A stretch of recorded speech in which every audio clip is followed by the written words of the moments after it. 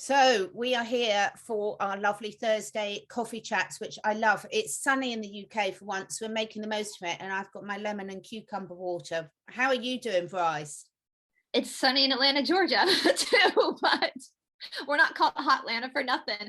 But I'm so happy it's sunny for you. I love when I get to talk to you during the day and I see the sun coming through. You guys have no idea how much of a rock star Catherine actually is, because we're dealing with like 1,000 different time zones sometimes, and poor Catherine, sometimes it's like late at night and you're in your office doing these interviews, and that's hard to do when your family's like chilling out and watching, and you're doing. And so you guys, Catherine is truly a rock star, and it's a pleasure to see you in the sunny daylight at a normal time. The sunlight. I was just talking today from Danny, the spiritual therapist, who you and I are going to be doing a round table with, and because we were trying to work out all the time zones and everything, but actually I'm going to do a channel update probably next week for all our listeners, because I'm changing. Well, I'm moving into continuing with the new direction that I've been moving into, which we're going to talk about today. But it's interesting you bring up the family, because I'm going to try and make sure I keep a bit more balance in there, because the family times in the evenings are really important. But we've got something. You and I had the most amazing chat with Nick Alvier from Good Lion TV yesterday, which we loved, didn't we? And we've got a follow-on subject from that chat, really. That was sometimes one of the most beautiful aspects of running these, and why I started my channel to begin with, is to be able to listen and talk to other people too. And yeah, I've had so many people contact me, and I have not loaded it to my, as you guys know, last night I got kicked off. So Catherine had to send it to me. So it should be up on my channel later today. But so many people have messaged me today that they watched it on your channel, and a lot of their questions they had regarding meditation were actually answered last night. Questions some of them didn't even know they had. And that's the beautiful thing I think Nick brought to the conversation too, was his experience and the teachings, and some of them and he brought up like, how different aspects of the meditation. And I would love to do a follow-up with him, a part 2, because totally a side to him that I don't think a lot of people have seen. And now you guys know why he's so chill and calm and cool and collective, is because he's really worked on himself, and it shows. So I just had so much fun last night, and it brought up what we're going to talk about today, because Nick talked a lot about finding your sovereignty, which is something you and I have spoken about, and why I think we're trying to move more in this direction is because we've been in such a weird matrix for so long that I think a lot of people have forgotten what their sovereignty is, and have allowed people to control them. And part of the spiritual practice is learning how to put up boundaries sometimes. And so that's why we're going to go a little deeper in that today. Yeah, it's such an important subject, and one that you and I talk about a lot, because following up from what you were saying about Nick's experience, and because he's actually done so much of the work, and now he's able to bring it into all aspects of his life. I was having a conversation with my daughter today when we were out walking the horses about this, and it's so interesting, because there's so many things that we can learn from watching how animals respond to that, watching how we apply these principles in all different areas of our lives. So I think this is a really important conversation to have, and I think people will find it really, really useful. I hope you will find it useful. I'm sure you'll tell us in the comments below whether you do or not. So yeah, what we're going to talk about is the bite model. And I'm going to give you guys, I know some of you guys know that for me, I went through an abusive relationship in my early 30s, a narcissistic. It was really, really bad. I almost lost my life one night. It got really bad. And as I've talked to with our friend Shanti about the alchemy of turning lead into gold, I would not change that for the world, what happened to me, because I went through trauma therapy, and through trauma therapy on top of my yoga practice, I learned a lot about myself. And I also learned a lot about mind control. And when we're looking at cults specifically, that's what we think about when we think about mind control, but we also see it in individual relationships as well. And one of the most concerning things, we're at a very crucial point right now in humanity's collective consciousness. And, as our friend Shanti says, we have to transform or die. And what I'm seeing at a lot of people, especially being on this side of the YouTube battlefield, we'll say, is this almost like this hero worship when it comes to certain truthers in our community. I know we've talked about, and that makes me uncomfortable with myself because I'm just a girl from Georgia. Like, I am just a human being riding this roller coaster with you all. And I open my platform to have a place. I like weird stories, to share these stories and communicate with everybody. I don't want to be like, I don't want to be seen as that makes me uncomfortable when people start to put their whole opinions and identity into somebody else to lead them. This is how we got into the position we got in with the mainstream media. And we know how that's worked out for us. And so there's this man named Dr. Stephen Hassan. Now, Dr. Stephen Hassan created this, what we call this bite model, which is like, it's like a model you can use to kind of check yourself. And he created it for cults. So you can be able to see if somebody is in a high control religion or whatever. Now, the one thing I'm going to say first about Dr. Hassan is that he is not a fan of Mr. T. He thinks all of the things that we know to be true are not true. However, as I was telling Catherine, I don't like to throw the baby out with the bathwater. And because Dr. Stephen Hassan was in the Moonies, I don't know if anybody knows about the Moonies, they're a big group here, and he got himself out of it, hence why he is now kind of a behavioral specialist when it comes to this stuff. I think a lot of, in my opinion, his own trauma from being in an organization has kind of fed into his fear of maybe the Great Awakening. I hope that makes sense. So I don't want people to freak out about that, because again, we don't want to throw the baby out with the bath water, because in my opinion, the bite model is amazing. And again, this model isn't just about organizations. This can work for people in your life too, if you have highly controllable people in your life. And so I just pulled up this one website because this guy does a really good job kind of summing it up. And the bite model stands for behavior, information, thought, and emotional control. Okay, so these are, according to Dr. Hassan, these are the 4 pillars which put you into a position of being vulnerable to a person that's going to try to control you, or an organization. Now, I want to make it perfectly clear. And I think a lot of people who are cult specialists or specialists with people who are coming out of abusive relationships, anybody at any point of their life can be susceptible to this, especially if you're in a vulnerable place. Some of the smartest people out there have ended up in these situations. They catch you with vulnerability. And that's another reason why when we talk about the meditation, all that kind of stuff is super important, because it helps you maintain your sovereignty. And so they kind of go through, constructive to destructive, healthy to unhealthy. Like for individuals, we have the authentic self versus the false identity, which is the unhealthy, which is the ego. Unconditional love to conditional love, compassion to hate, conscious to doctrine, creativity and humor to fear and guilt. Anyway, it goes down for leaders. Psychologically healthy, knows their own limits, empowers others, trustworthy, accountable to narcissistic, psychopaths, elitist, grandiose, power hungry, secretive, deceptive, claims absolute authority. For organizations, we have, you guys see it, checks and balances to authoritarian structure, informed consent, deceptive, manipulative, individuality, diversity, clones people, not literally, we're talking in this says makes people just behave the same, right? Encourages growth, preserves one owns power. But when we get down to this bite model of mind control, and I'll put a link to this down in the description box, guys, so you can look at it for yourself. This is where I think it gets super interesting, because it breaks down even more. So when we look at behavior control, instills dependency and obedience. This to me, here we go, right here, instills dependency and obedience. And so what I would ask for viewers to ask themselves, and this is something I ask myself all the time, because I have been through this, and so I don't want to go back. I want to grow and learn from past mistakes.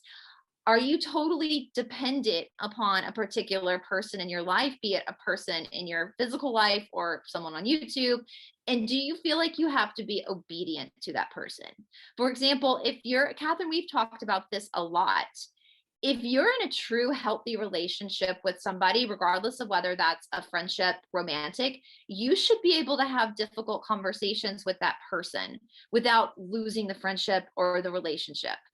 And that's That's something I healthy. really want to pick up on, Brice, because I think it's really, really important because you know, you and I do talk about this a lot, and sometimes it's quite difficult because I find it quite difficult for the listeners to remember what we've said on camera. And of course, people won't be watching all our videos, quite rightly so, and what we've said off camera. But this honest and open, authentic discussions is so, so important. But also, like you've just mentioned, and I mention all the time, not throwing the baby out with the bathwater. You know, it's having balance. And the other thing I think comes into this is expectations. What are your expectations of people, and are you projecting your expectations onto others, and are other people that you're listening to projecting your expectations on them? So for example, I've heard quite a few people say, Liz, we're just taking YouTube as an example here. I've had people almost shaming people in their discussions. We're sort of saying, well, of course, if you don't think this, then you're obviously not awake, or you're obviously 3D, or obviously this or that. And that's sort of almost shaming people into not agreeing with their point of view. So I think this is such an important issue. And as you say, you and I, these are checklists that we employ in our daily life, and we're really happy when our friends point those out to us as well, aren't we? You know, having Yeah, good I mean, friends that's to point out when you're not. in line, and that's part of that's part of your job as a friend. I talk about this with teachers too. One of my main jobs as a yoga teacher, as mainly philosophy teacher, is to it's the hardest job I have, is to call people on their bullshit, and Yeah, to show them where their blind spots are, because blind spots are the ego. But if you don't feel like you can do that, then you're falling into life of behavior control, which is obedience. And so you have to ask yourself, is that a healthy position for you to be in?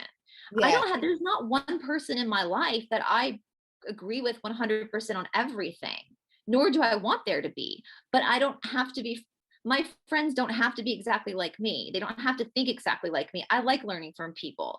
And with good friendships where you feel are romantic relationships, or with an organization, when you feel like you can authentically be yourself, like we saw up top, and express your opinions, even if they're different from someone else's, and you don't feel like you're going to lose the love, that conditional love versus unconditional love of your friends, then you're in a healthy place. But if you feel like you can't say something, I mean, look at what all of us have faced with the backlash from the other side of this. We've all been ostracized. We can't then start doing that within our own community because somebody doesn't like this truther, or somebody believes this truther over that truther. That is cult behavior. That's toxic. We need to find that sovereignty with, and be okay with people having a different opinion. We need to be okay with that. That's healthy. That's very, very healthy. Like it goes in here. This is where you see quite a lot in either the discussions or almost the comments, when people are trying to really convince someone. I had a really good interview with Lara Logan, the journalist, the war correspondence journalist, and she summed it up beautifully. She said, my job as a journalist is to report the information, not to try and coerce and influence people to believe my point of view. Now, I know when perhaps, say, for example, we've got channels, we are discussing our point of view, but we're Yeah. not attached to anyone believing in it. Yeah. However, what I don't like is when I see people start leaving negative comments to other people and telling them they're wrong for having a particular point of view. Because again, it's like using your discernment and deciding when to listen, when to step away. When it's serving you, is it uplifting you? Is it giving you a warm feeling? Is it making you cold and making you feel low or doubt yourself? And really tuning in. And as you were saying, this really links back into why we're talking about things like meditation, knowing yourself, tuning in with your intuition, looking after your physical body, your emotional body, your spiritual self. Because when you're keeping yourself as much in balance, you're not going to succumb to influences and coercion. And you shouldn't feel like you've got to be part of a club. You shouldn't feel that you can't like this person because you listen to that person. Exactly. Exactly. And that comes with the modifier behavior with rewards and punishments. Like if you feel like you're going to be rewarded or punished for thinking differently, then you're not in a healthy relationship or group.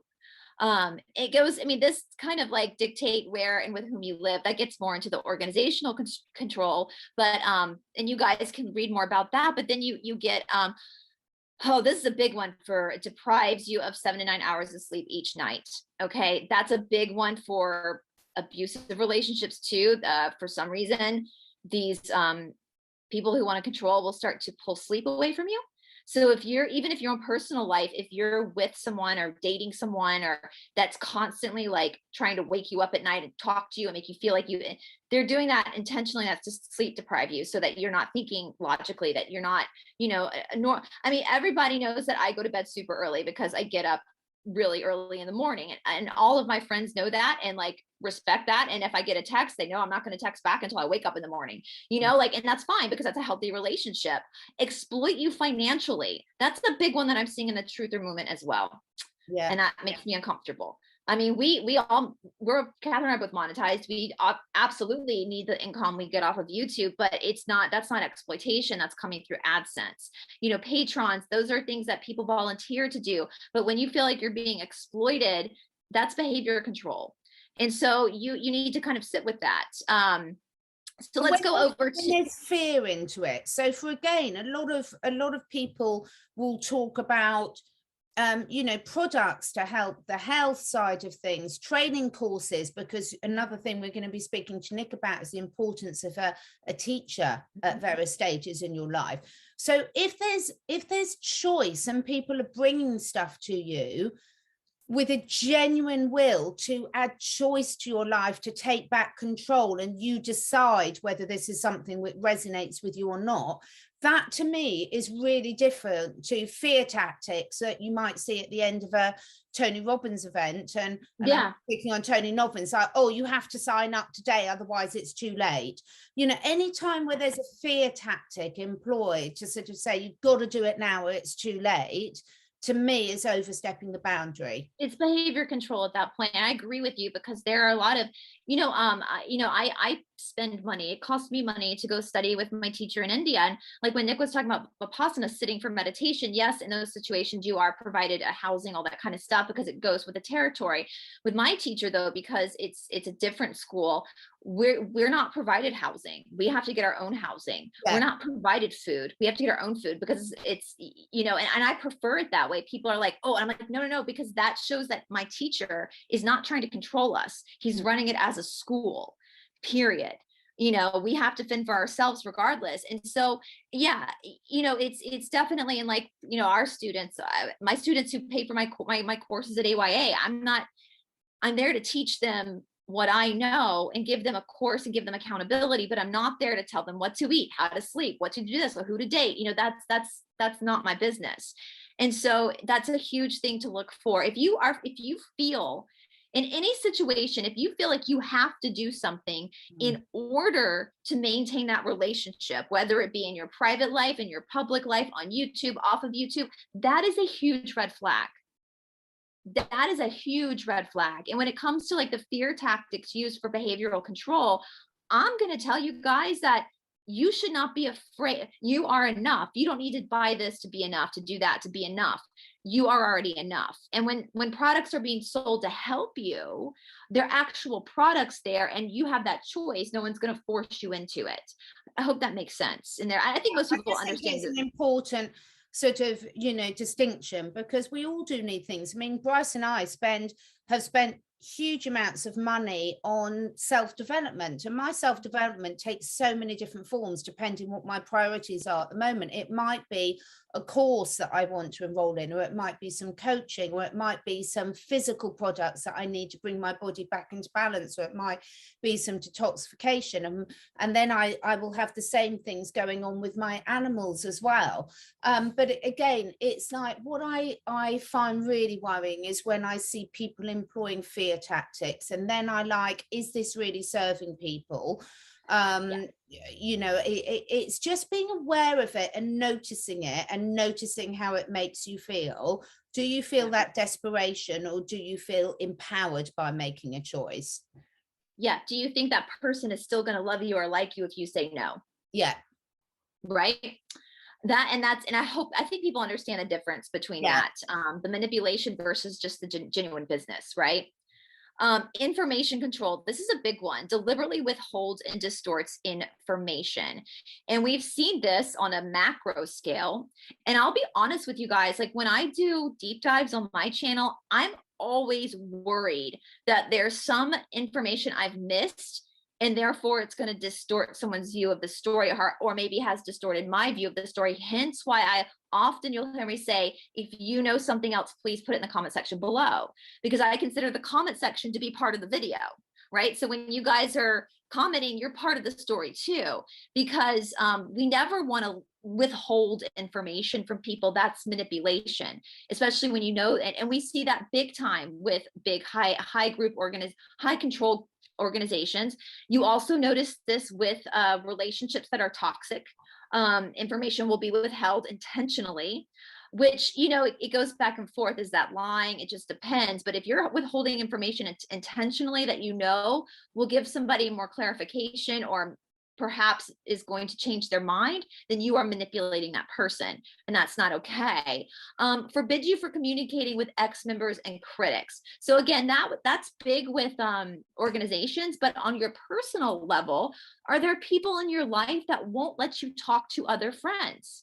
Have you ever been in a relationship with someone or a friendship with somebody where all of a sudden you are made to feel guilty for maintaining a friendship with someone else?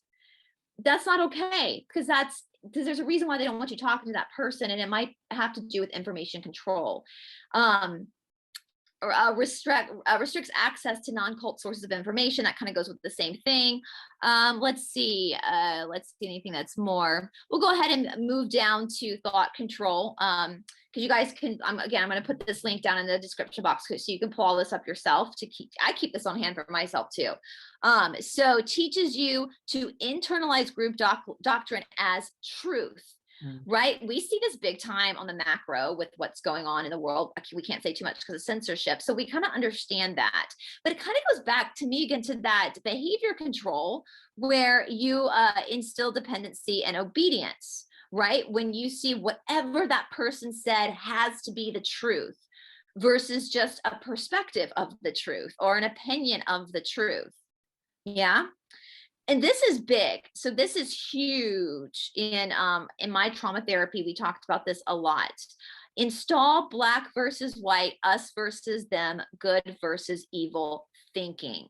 This is a huge red flag. I know from my trauma therapy before I was even on YouTube, when somebody has the black and white thinking, you're either all good, someone paints someone all good, or all bad. And I think, Catherine, we've said before, maybe on camera or off camera, that human beings are shades of gray, always shades of gray. And I think we've all been drawn into this quite a lot. And I mean, look at what this is taught to the first one here about group doctrines such as truth. Well, this is widely known as the truther community, and doesn't that say it at all? Because we've had lots of discussions, and we've changed the way that we've chosen to work over the last year, because when you know better, you do better. So we've taken it away from talking about individuals of public figures and things, because we haven't met them personally. We don't know what it is, and there's so many things going around that is put across as the absolute truth. Yeah. And when in reality, half of it is just junk conspiracy. Things. And again, I see it a lot in the comments where almost some people are shaming others by saying, well, no, this is that. It's like, well, that's your opinion, and you are absolutely entitled to your opinion. But most of it, we don't know whether it is absolutely true or not at the moment. And therefore, to not keep an open mind and keep those discussions and allow other people to have other versions of their truth is not healthy. And I'm going to be honest with you guys. I know we've talked about this, Catherine. I know there are a lot of people who are alive that we thought were gone, but I don't think they're all alive. Yeah. I think there's some that's another reason why I don't want to talk about individuals anymore, because that's traumatic to create a story around someone who has children and they might not be alive. We don't know for sure. And so I want to respect those boundaries.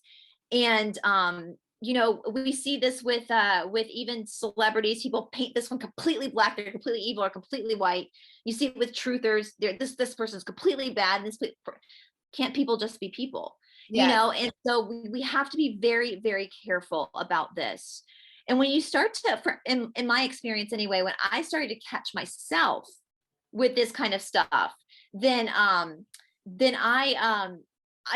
started to have more compassion for people.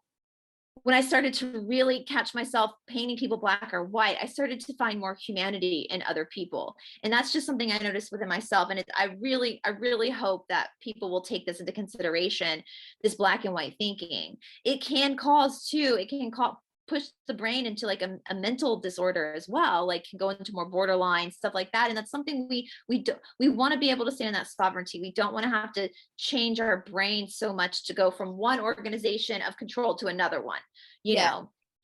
Change your identity, possibly even your name. I will take the name thing off because we're talking about just individuals here, but has, you know, if you felt like you can't be yourself, if you have to, you know, I know a big one is like, if you're, and this is not even with the truther community, if you're like dating a new person and you feel like you have to like everything they like, or you feel like, and that's something I would do in like my early 20s. At this point, no, if they don't like you for you, then don't change yourself, because that again goes from thought control all the way back to behavior control again.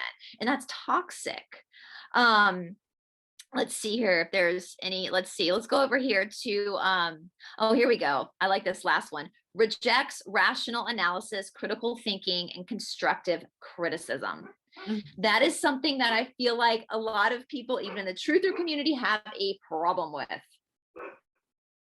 I so agree. And, you know, we're looking for, I mean, the purpose of my channel was to expand consciousness through curiosity.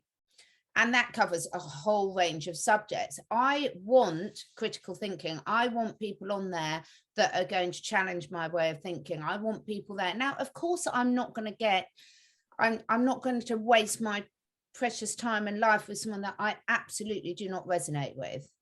Right. Because from there, you know, there's going to be certain people, quite rightly, that you choose not to spend your time with. But equally, if people are just falling into that sort of hero worship, I agree with absolutely everything you say. If there's anyone in your life where you agree with absolutely everything they say, I would be questioning that big time. Yeah. Yes, my cat, I still have disagreements with, and he's as perfect as you can get. I critically think on myself too.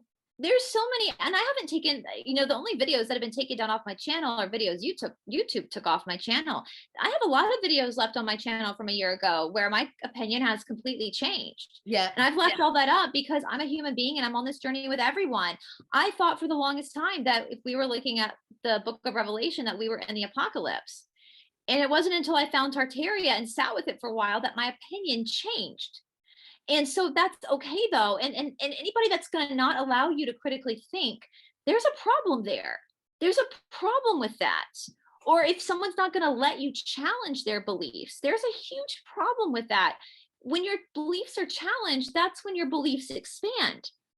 You know, and that's just, regardless of whether it's an organization or if it's one person, that's a major red flag. And just I mean, that's what the other side of this battle is doing, right? With we see, again, like I said, all the videos off my channel have been taken down from the platform. That's what they're doing. They're stopping that. So why would then we bring it into our community too? People are missing the point because it looks different. It has a different color to it, you know, but it's the same thing. It's thought control. It's not allowing people the freedom to generate their own opinions off of their own critical thinking. And the next one, this is the emotional control. And this is where, this to me is the big one. Yeah. And maybe that's because I'm an emotional person. I mean, y'all, my Magdalene series, I can't make it through one video without freaking crying on camera because I am an emotional person. And I feel like, you know, I remember my trauma therapist telling me once that my biggest problem was that I have a very tender heart. It's easy for me to forgive. And I remember her saying, like, you need to keep that quality, but understand it about yourself so that you don't fall into this again, because you do have a tender heart. So emotional control instills irrational fears of questioning or leaving the group or a person.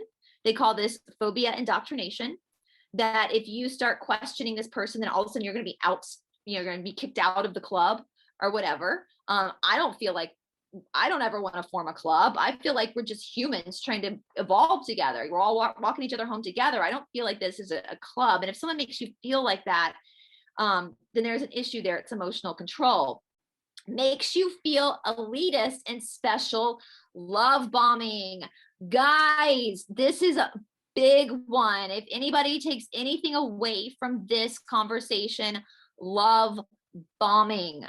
I see it from content creators and from people in the comment section sometimes. So you need to be aware when it's happening to you, and you need to be aware when you find yourself trying to do it to someone else.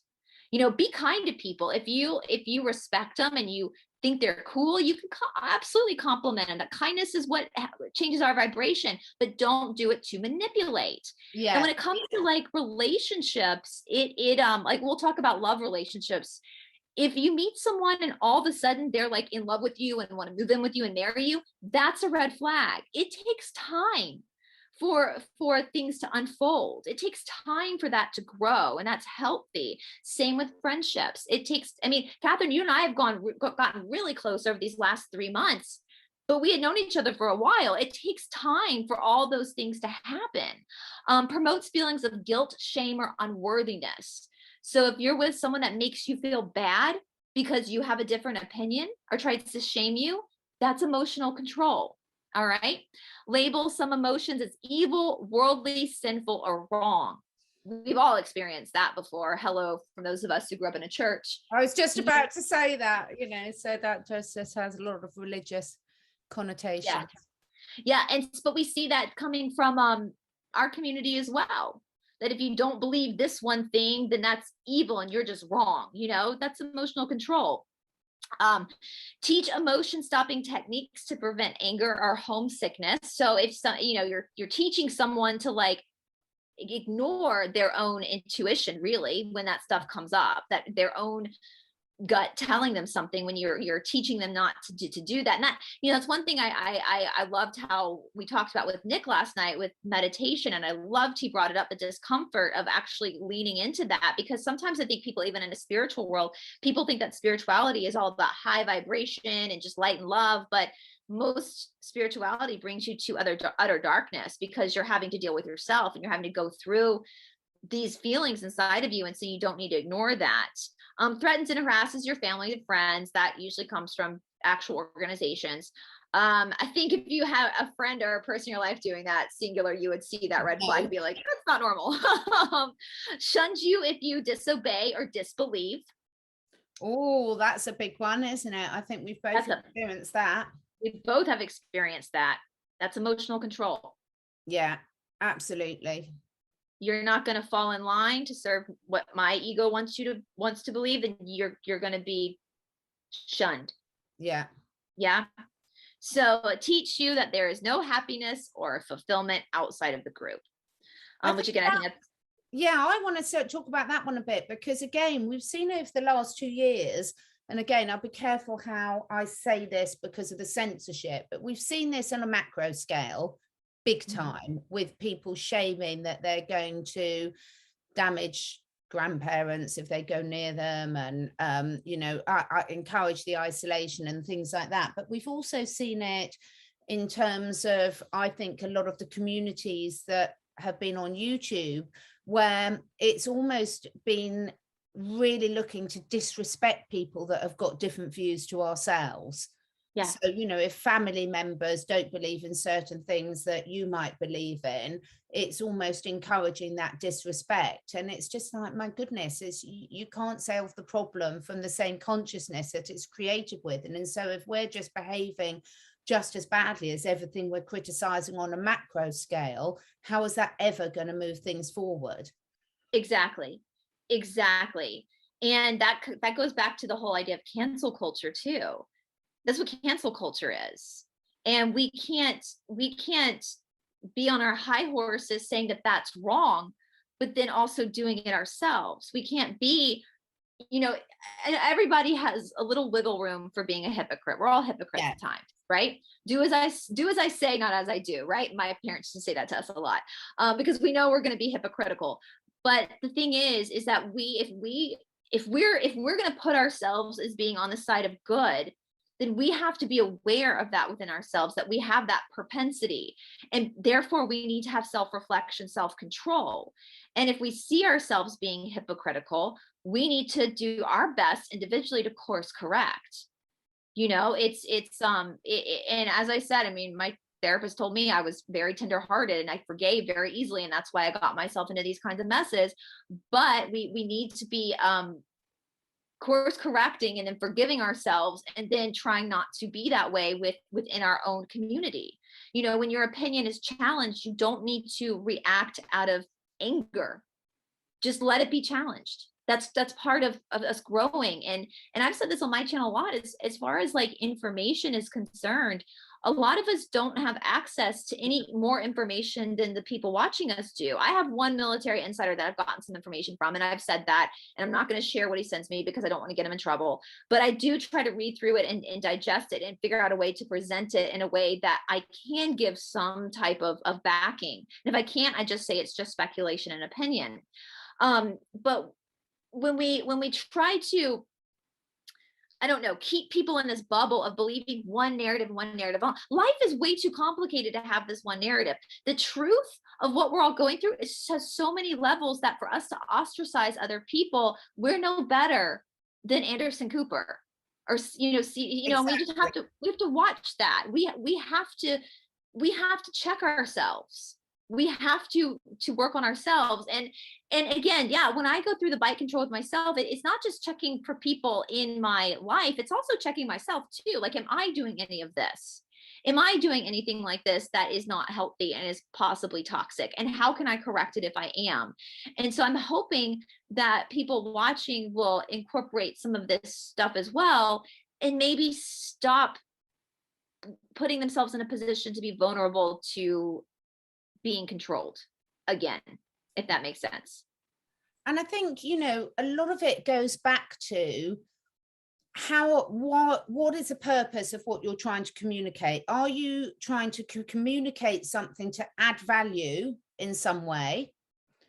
Or are you trying to communicate something to make someone feel a negative side of things? Because social media has got so many benefits and so many disadvantages. And we've seen that a lot of youngsters, I sound really old now saying that, but we've seen that a lot of youngsters can have a lot of problems because a lot of people would write something on a screen, on social media, on Instagram, on Facebook, on YouTube, that they would never say to someone's face.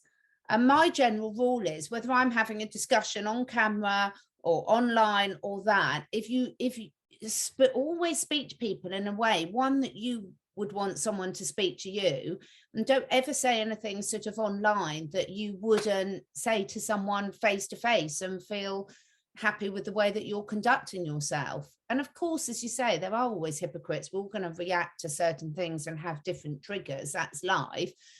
But if you do notice you're doing something like that, there's a simple word, and it's sorry. Yeah. I love, one of my favorite quotes is a true character is what you do when no one is watching. Mm. You know, I've had people get mad at me because, like, my social media, my Twitter account, I share truth, but I also share other stuff too. But that's just who I am. And if people got mad, like, you should only be posting this stuff because you have a platform. No, I shouldn't. If I see a funny meme, I'm going to share it because it made me laugh, and hopefully it'll make somebody else laugh too, because life has more layers than that. A while ago, I had somebody get on my comments on my Monday mystery and basically try to shame me that I shouldn't be doing Monday mystery anymore because I should be focused on what's happening in the here and now. And I just calmly responded that my strength is research. There's so many truthers out there that are really good with the daily upkeep of what's happening, and my strength is research. Yeah. And the Monday mystery, if it's a missing person, we're honoring that person. If it's like a weird folklore legend, it just gives us a way to look at it differently. Is it more there than we thought before? And it also gives people something else to think about for a minute while we're going through this crazy life of ours. And so, but that reaction in itself to try to shame me and control me and what I do on my platform by trying to manipulate because I'm a truther isn't okay. And we're not, that's part of control. so not that as well. And life is all about balance. And, you know, is it helpful? How much does it serve people just concentrating on what they know? Because a lot of the stuff that we think we know, we don't know. And we're going to find out that part of the life. It's, you know, that is part of this wonderful journey we're on. And I think is finding the right balance for you and accepting that that balance can change on a daily basis, you know, sort of where I was at and where I wanted to spend my time a year ago is very different to where I want to spend my time right here, right now. And that's because I've assimilated a lot of information. I've processed a lot of it. I've worked out what resonates with me, what doesn't. I've worked out how much I need to know about certain things. So there's things that I'm really passionate and interested in. Other people aren't interested in at all. So, you know, you and I have both got a huge variety of different things on our channels because that reflects our personalities. And some people will resonate with and others they won't resonate with at all. And that's the same when I'm listening to people or when I'm reading a book. You know, I can read a book by one of my favorite authors, but I don't have to agree with everything in the book. There might be some chapters I want to read twice and others that I just want to skim over. A good example is what we just looked at, the bite model by Dr. Stephen Hassan, who thinks we're freaking crazy for being the Great Awakening, but I still like his bite model. I think his bite model is brilliant. You know, that again goes to that black and white thinking of being like, I can appreciate, even though I don't agree with you in this area, I can appreciate this work you've done here. And I see that's, again, not throwing the baby out with the bathwater. So, but how many people in our community wouldn't even look at the bite model because he doesn't agree with us on what's happening in the world right now?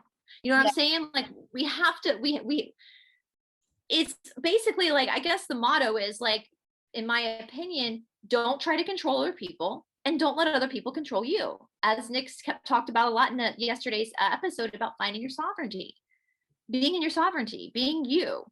And the people that are meant to be in your life, that are meant to love you and to truly love you, whether that's a friendship, a partner, whatever, they're going to accept you for being different, for disagreeing with some stuff, you know? Do you remember back when I was a kid anyway, like when friends had different opinions on something, they would tease each other about it. Exactly. Now you're not allowed to tease anyone about it.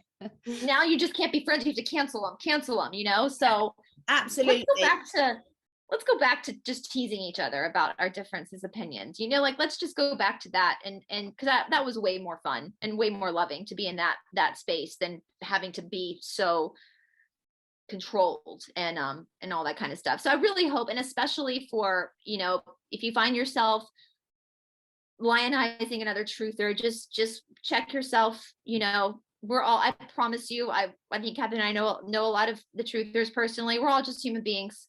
All just human beings. We all go to the toilet. We all blow our noses. We've all got, you know, we've all got good points, bad points, and we're all on a journey ourselves as well. You know, that's so important to remember, is we're all on a journey ourselves, and we're all going to have good days and bad days. And, you know, we've chosen to come back in a human body this time. So, you know, still don't know why I did that, but I don't know why. Figure that out. I do quite like it because I can have the cats on my lap then. So you know. You're allowed to lionize your cats. That's yes, I lionize my dog. My dog is no wrong. So, even when he's doing wrong, he can do no wrong.